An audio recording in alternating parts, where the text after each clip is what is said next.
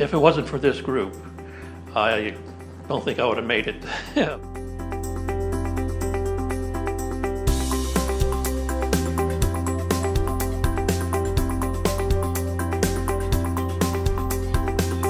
I'm Pat Hall. I'm a retired registered nurse.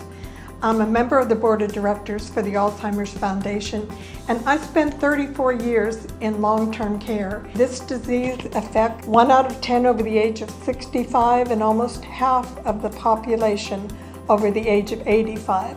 And often in this state, the spouse is trying to take care of a loved one or the loved one is alone. Children have moved out of the area to seek employment elsewhere, and so it's very difficult for them to have a support group.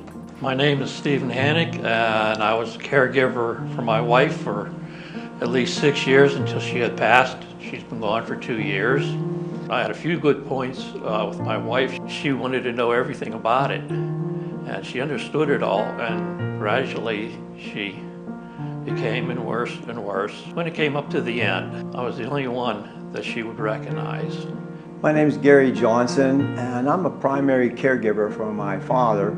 He was starting to slip mentally. We determined that it was senile dementia, and I said, well, you could come and live with me, Dad. It sounded like a great thing to do.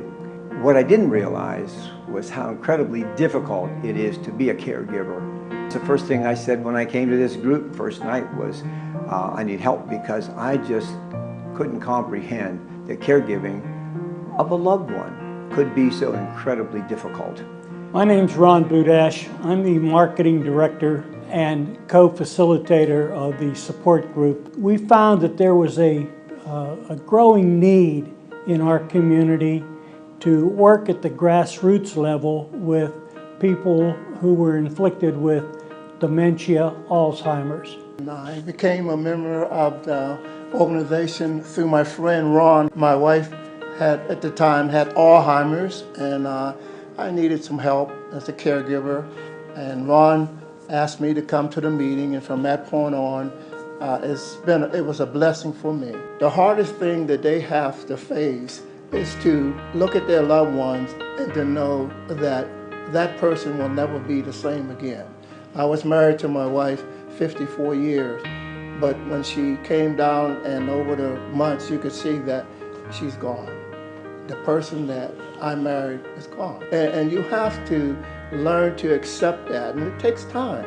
Being here, it helped me a lot to understand that the person's gone and will never come back again. It took about a year, and I met a friend of mine. He was a psychologist, and he recommended that I go seek help through a foundation where I could talk to other people. I think probably for the first year I didn't say a whole lot, and then I started opening up, and they always consoled me. I'm the primary caregiver for my husband, Ron, who is 69 years old.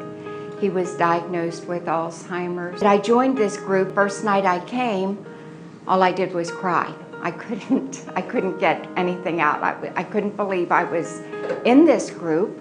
And I thought I was the Lone Ranger. I could do it all by myself, but somebody directed me here to the support group.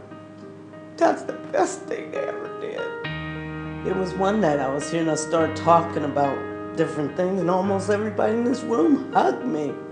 That made me feel really good. Then, as other people opened up about their situations, it became easier. So I've been coming steady for 2 years now, and I need this group.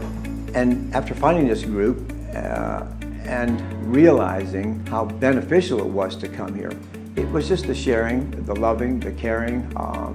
There is nothing easy about this disease. It is very, very difficult.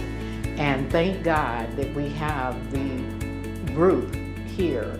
Well, I just think that Johnstown has a large aging population, and there's not a lot of organizations out there that will help. And with the price of care, and for this group to provide respite care to the caregivers, it's amazing. It's very, very expensive.